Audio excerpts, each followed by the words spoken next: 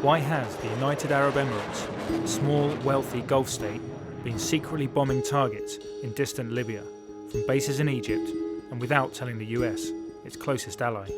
And as for our knowledge of it, I won't get into discussing the specifics of our diplomatic discussions. The news reflects new rivalries in the region, and a sense that Washington is retreating from it. The UAE is emerging as the most assertive of the conservative Gulf monarchies. These countries were once united by their fear of Iran. Now, they are divided by their response to a new regional force, Islamists.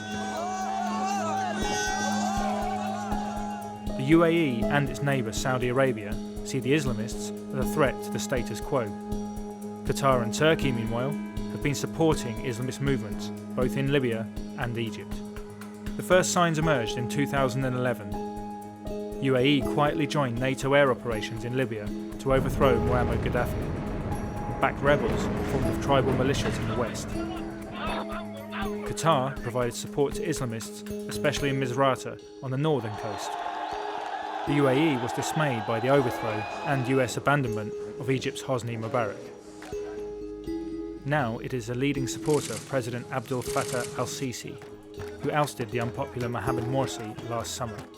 It was a massive blow to Morsi's Muslim Brotherhood that delighted all the Gulf states, except Qatar. When Egypt recently jailed 3 journalists from Qatari-owned Al Jazeera on terrorism charges, relations between Qatar and Egypt cooled further. UAE pressure was one of the reasons why David Cameron ordered a controversial review of the Muslim Brotherhood last spring. Its intervention in Libya has been less effective, with Tripoli airport and much of the capital now under the control of Islamist fighters.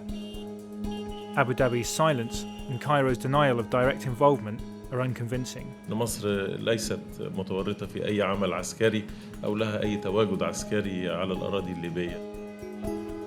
The raids are likely to trigger new strains between the West and its increasingly assertive Arab allies, as well as among the Gulf states.